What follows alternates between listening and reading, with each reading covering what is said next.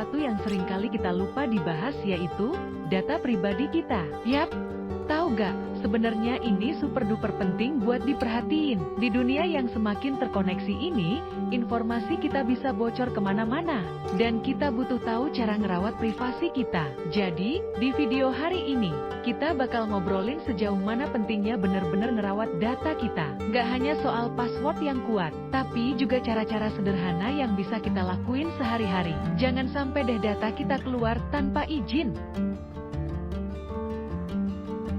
5 faktor penyebab kebocoran data menurut pengamat, dikutip dari kompas.com. Hacker dengan nama anonim, Jimbo, mengeklaim telah meretas situs kapu.go.id dan berhasil mendapatkan data pemilih dari situs KPU RI tersebut. Peretas kemudian membagikan 500.000 sampling data yang sudah didapatkan dan mengunggahnya di situs transaksi jual beli data hasil peretasan. Di dalam 500.000 sampling tersebut, Jimbo mengeklaim mendapatkan data pribadi berupa nama lengkap, nik, tempat tanggal lahir, alamat lengkap, hingga tempat pemungutan suara yang akan dipergunakan. Data tersebut dijual dengan harga $74.000 AS atau sekitar 1,2 miliar rupiah. Komisioner Komisi Pemilihan Umum, KPU, RI Idam Holik mengatakan pihaknya telah mengetahui adanya dugaan kebocoran data daftar pemilih tetap (DPT) dan langsung berkoordinasi dengan pihak pengembang, Badan Siber dan Sandi Negara, BSSN. Bareskrim Polri serta pihak terkait lainnya untuk melakukan pengecekan lebih lanjut. Kasus ini menambah panjang daftar kebocoran data di Indonesia selama 3 tahun terakhir. Menurut laporan, kasus kebocoran data di Indonesia melonjak 143% pada kuartal G 2022. Ada 1,04 juta akun pengguna Indonesia yang mengalami kebocoran data selama periode tersebut. Berlakunya UU Nomor 27 Tahun 2022 kini menjamin perlindungan terhadap data pribadi setiap individu di Indonesia. Selain itu, UU ini juga mendorong setiap lembaga atau perusahaan yang mengelola data pribadi untuk lebih bertanggung jawab dalam memastikan keamanan dan kerahasiaan data tersebut. Apabila ada pelanggaran yang dilakukan, maka sanksi yang diberikan akan memberikan efek jera dan memungkinkan korban mendapatkan kompensasi yang layak. Perlindungan data pribadi menjadi sebuah kebutuhan yang sangat penting bagi setiap perusahaan maupun entitas di era digital ini, ujar pakar teknologi Julianto Sutandang dalam keterangan kepada Kompas Tekno, 1-2 Desember 2023.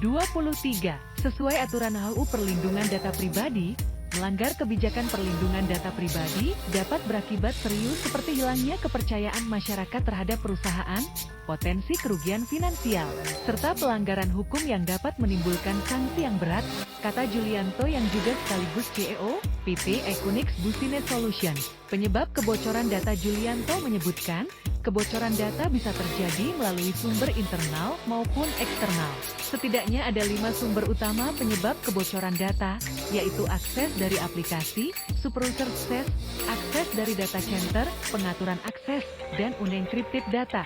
1. Akses aplikasi. Aplikasi yang tidak aman atau rentan terhadap serangan dapat menjadi celah bagi peretas untuk mengakses data secara tidak sah. Jika aplikasi tidak memiliki tindakan keamanan yang memadai, peretas dapat memanfaatkannya untuk mendapatkan akses ke data sensitif, risiko, scale injection, access hijacking. 2. Superuser akses. Salah satu privileged akses yang secara umum sudah ada pada sebuah sistem adalah superuser, di mana memiliki hak istimewa dan dapat mengakses sistem lebih leluasa daripada user biasa. Superuser juga dapat diberikan kepada individu atau pengguna tertentu untuk mengakses data atau sistem. Jika hak istimewa ini tidak dikelola dengan baik atau dilembagakan, maka ada risiko penyalahgunaan atau eksploitasi yang dapat menyebabkan kebocoran data. 3. Akses dari data center. Data center adalah pusat penyimpanan data yang penting bagi organisasi. Namun, jika tidak ada implementasi keamanan dan prosedur yang cukup mumpuni, maka dapat membuka peluang bagi peretas untuk masuk dan mencuri data dengan cara tertentu termasuk social engineering. Kurangnya kontrol akses fisik atau keamanan di sekitar data center dapat mempermudah akses yang tidak sah. 4 titik pengaturan akses. Data dikelola oleh banyak pihak, dari developer aplikasi, tim support dan operasi, tim DBA, dan masih banyak lagi. Umumnya, masing-masing tim akan memiliki akses datanya masing-masing dan setiap personal dari tim yang mengakses memiliki potensi fraud yang dapat menyebabkan kebocoran data. Integritas personal maupun integritas perusahaan outsource dipertaruhkan dalam hal ini. 5 titik unencrypted data. Enkripsi adalah proses pengubahan data menjadi format yang tidak dapat dibaca melalui operasi matematis dan acak menggunakan kunci yang sama untuk enkripsi dan dekripsi. Dengan adanya enkripsi data yang baik dan menggunakan manajemen kunci yang terstandarisasi, maka kebocoran data bila mana terjadi dari keempat faktor di atas dapat dicegah karena data yang diambil tidak dapat dibuka. Data yang tidak dienkripsi dengan baik, maka akan menjadi peluang yang memudahkan proses pembacaan data yang dicuri.